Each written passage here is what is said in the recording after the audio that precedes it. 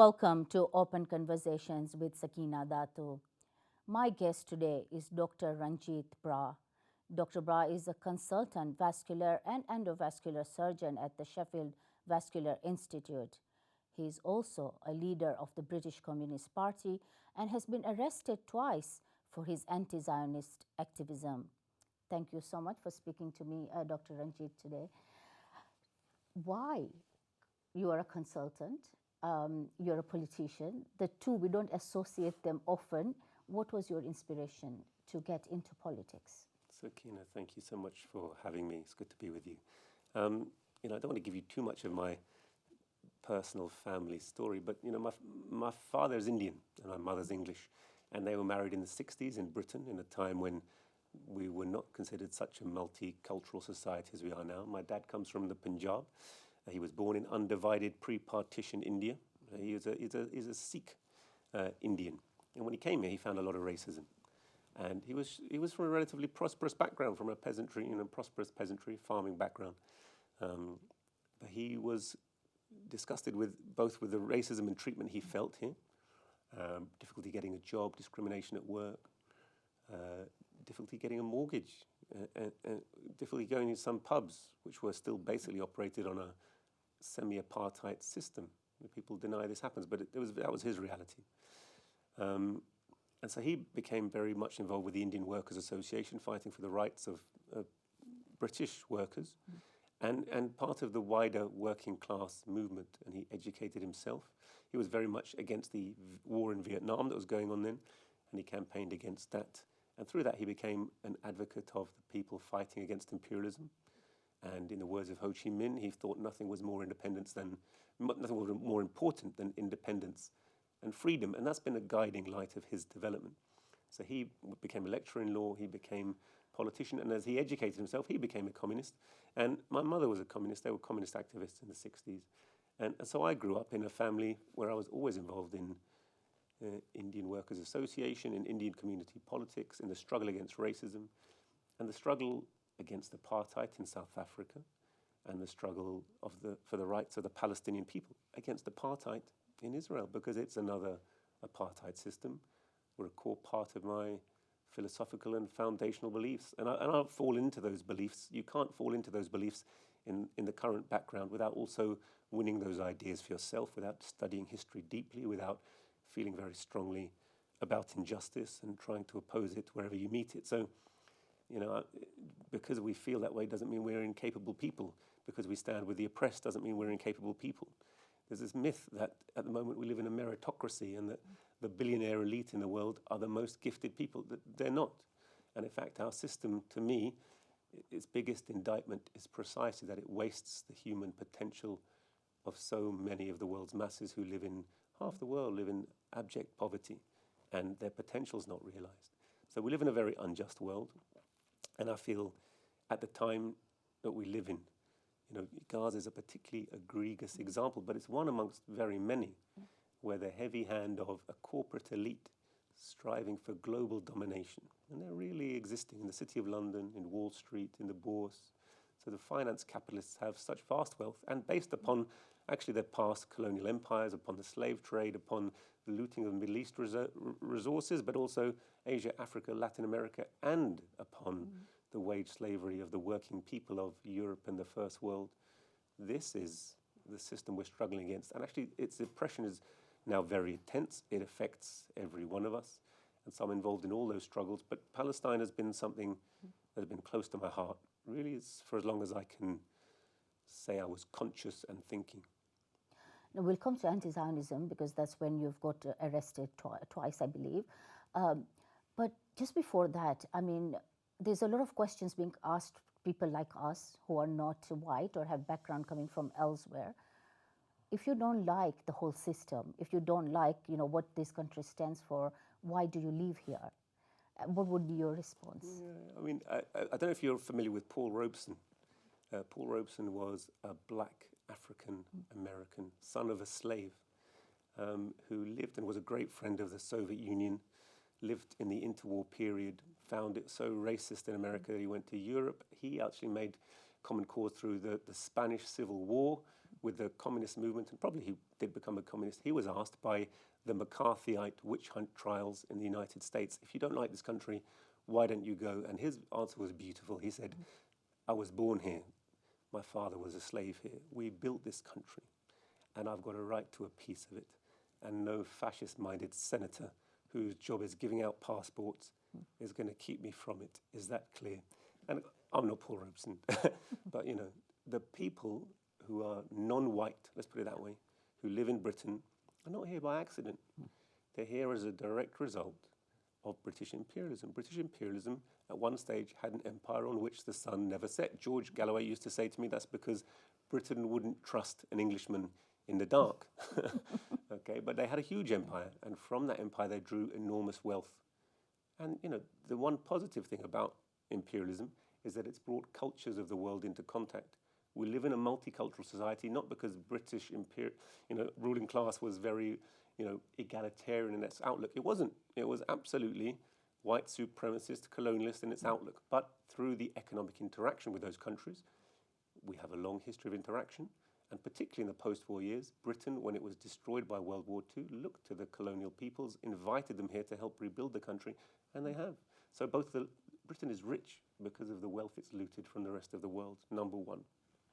So if people follow, they come for that reason. And secondly, the people who have come here are British workers, but they may have origins elsewhere, but they're British workers as much as anyone who came in, Agincourt in 1066, who came for any other reason. Okay, so I am a British worker. My mother is English. She's white English. She probably came with the Huguenots, French.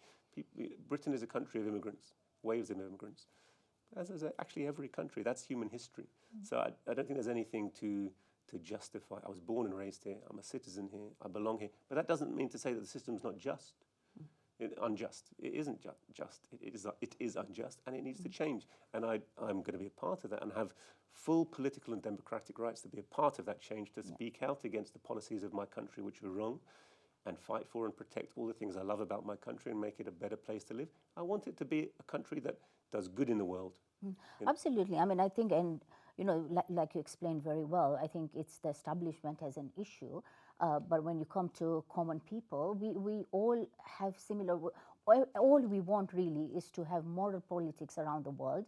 And you can see that it isn't just ethnic people or people coming from outside the country who speak of that. And we've seen, for example, in the demonstrations that have been happening in London, you can see very clearly there's the diversity of people, who stand, for example, for the cause of pro-Palestine. Now, coming to these demos, you've had incidences. Tell us about that. Yeah, so as you say, the demos are richly multicultural. There's a lie that they're Muslim, that they're Islamist, that they're hate marches. They're not. They're marches, and I've been there and I've spoken on the demonstrations. This is marches of great love, of great human feeling, of great sympathy, of great justice. They were trying to stop a genocide, the highest of all crimes on earth. So surely we're on the right side of international law and domestic law. But of course, from Suella Braverman, from Rishi Sunak recently, just last week, we're seeing instructions to the police to clamp down on the demonstrators. The police, of course, find it hard to clamp down when the demonstrations are very large. There's going to be another demonstration. I think there's an emergency one today in the face of the atrocities that happened yesterday, the bombing and strafing of people trying to get aid in Gaza City. So there will be more demonstrations, and I hope they're large, because they can't be just brutalized by the police. But the police are there in large numbers, and they're seeking to criminalize them. And they're using spotters from Zionist organizations. In my case, it was a little innocuous sounding Twitter account called Harry's Place, @HurryUpHarry. So these are Zionist organizations which have got obviously state connections, because they are going around the demonstration trying to point people out for victimization by the police. And they did that to me, they did that to some of my comrades on 2 separate occasions. But on the first occasion, they took objection to a book we were selling on the history of Zionism. It's called Zionism, a racist, anti-Semitic and reactionary tool of imperialism. It talks about the history of the movement, how it was a British imperial construct in order to divide and rule their newly acquired territories after World War I, which they'd gained from the Ottoman Empire. That was the reason World War I was fought. People are unclear on that historical basic truth. So war, carnage, slaughter is not new to this system. We were victimized for exposing this historical truth. So it's the truth that our government really fear, because actually their great crimes rest upon a narrative of lies. But we were victimized. The police came initially and seized that book. They took away 20 of those books, took our details, and I've televised that. It's worth having a look at that. It's very instructive to see how the police are being used for political policing. They don't realise what they themselves are doing. They're quite low level. They don't understand it. And then later on, they came back and they said they'd have to arrest us. They took us to custody, and they released us on bail ultimately. But they threatened to charge us. Now they've dropped the charge, but they under Section 5 and Section 18 of the Criminal Justice Act. Yeah, but I mean, if you look at this whole issue of anti-Zionism, being arrested for a book that talks about Zionism, in that context, the recent case that Dr. David Miller won, whereby now it is allowed officially to believe in an anti-Zionism as a theory of its own, and it doesn't constitute as anti-Semitic. How do you think, how landmark of a case was that? I think it's a massive landmark. So I think the fact that we've been very clear, anti-Zionism is a form of anti-racism. Zionism is a far-right, ultra-nationalist ideology, very akin to other forms of ultra-nationalism, which is precisely why, if you go back to the history of World War II, the Zionist Organization of Germany made direct deals, of all people, with Hitler's SS, precisely to export Jewish people and money to Palestine for another imperial project. So that's its roots, and to criticize that was by no means a major current of Jewish thought, and it's not synonymous with Judaism. But of course, the Zionists have sought to Judaize Zionism and Zionize Judaism. They've tried to conflate the two, and they still do that. The IRHA definition of anti-Semitism is designed not to protect Jewish people from racism, but to protect Israel from criticism. So his case is landmark because he was dismissed for anti-Zionist views, which are anti-racist views, which are respectable anti-imperialist views. They're views that I hold and millions of people around the world and in this country hold, precisely because of the crimes that Israel's committing. It can't be a crime to speak out against genocide, and yet they try to make it a crime. So I think his ruling in an employment tribunal was extremely helpful. And I think personally helpful to me. I think probably that's one of the reasons why the police were forced to drop this case, because they don't have a legal leg now to stand on. But what gives you the bravery, Dr. Ranjeet? Because you are a consultant. A lot of doctors, for example, that we try to speak to or ask to come and talk, they are very scared, and they, it's like they will be struck off the register. You've held you've been very vocal. You're very brave. Where does this courage come from? I've been following this conflict a long time, and I've been following the history of the world for a long time. And what I do is not brave, actually, because we're in a position in this country where, because we're the heartland of imperialism, there are slightly different rules. If I was in other countries, I might meet a bullet for my activism, and therefore I might have to think in another way. Right now, we're kind of fed a lot of disinformation, a lot of lies. There's a lot of carrots, actually. There's a lot of bribes. I don't have an economically hard life. I'm a skilled professional person. I'm a very skilled member of the working class. My wife is. We live a good life, right? So I'm not under direct physical threat. What they're threatening me is my economic existence, my family, threatening me socially. And it shows you they're very afraid about this movement. But I'm very clear that my career, my individual comfort and safety, they're not the most important things, either to me or to the world. My integrity, my ability to speak up in the cause of justice is paramount to me as an individual. But I do totally understand the pressure people are under. In a way, I'm old to it, so because I've studied the history of the world and the systematic injustice, oppression, massacres, war. World War I and World War II come under this category. I mean, they're huge crimes of a capitalist system which has evolved into monopoly capitalism and is doing everything it can to keep the world essentially as its wage slaves, so they can keep on looting the world. It's not natural that 5 people have as much wealth as half the planet's population. That's the system we're talking about. So I've been opposed to that system for a long time, and when you speak up against it, there are consequences. And I met that perhaps first in terms of arrest, actually back in 2008. So in 2008, I was a registrar at St. George's Hospital, doing very well in my profession, well liked, and I went to Operation Cast Lead happened. And again, the PSC called a demonstration outside the Israeli embassy. I went there. Demonstration became large. Israeli embassy called the police. We were kettled, we were beaten. I was arrested on camera. And from that moment, I've met kind of discrimination and been blacklisted within my profession at every stage of training. It's been extremely hard. It's not, I'm a very skilled surgeon. I love what I do. I'm very responsible to my patients. And actually, I've learned, don't talk politics at work. There's no point. I try and keep the world separate, but this state has intruded into my life in a very direct way and made it hard for me. So for me, politics came before medicine, and the freedom and justice in the world for the mass of humanity is so much more important than my personal comfort. And slightly, I've had a history of understanding, what they do is they arrest you, they intimidate you, they try and press charges. If you hold your own, if you hold your ground, if you know what you're talking about, then actually they don't really have a legal leg to stand on. And ultimately, the police had to pay me compensation for all those cases so far. So it's not twice, it's four times they've arrested me, 4 times they've harassed me. I've met constant discrimination at work. It becomes a secondary background issue, but ultimately, you have to be prepared to stand up for what you believe in and take the consequence, or you will stay cowed. That is what makes you as a person alive. Your body might be alive, but if your conscience dies, then you're not really living. Of course, the threat is being used in different formats. There's media intimidation, all sorts of different kind of intimidations going on. But we've seen, again, something landmark, something massive happen, George Galloway's win. Do you think that this pro-Palestinian movement now in the UK has taken on, is now at the next level? What does George Galloway's win mean for the pro-Palestinian movement in this country? I think it's very big. I think, there's a sign that there is George called it a tectonic shift in the plates. And I think that tectonic shift is happening. It's happening on an international level through the balance of power. And our governments are becoming more repressive, actually, because they're losing control of the narrative.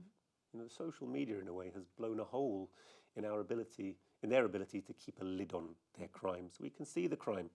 And so we can compare the statements of the politicians to what they're actually doing. They're saying, exercise restraint, have an inquiry. But the reality is they're supplying weapons and arms to commit the crime so they can keep on looting the Middle East of its oil wealth. We can all see it. And more people from more and more backgrounds are seeing it. Their lives are getting harder, and they've had enough.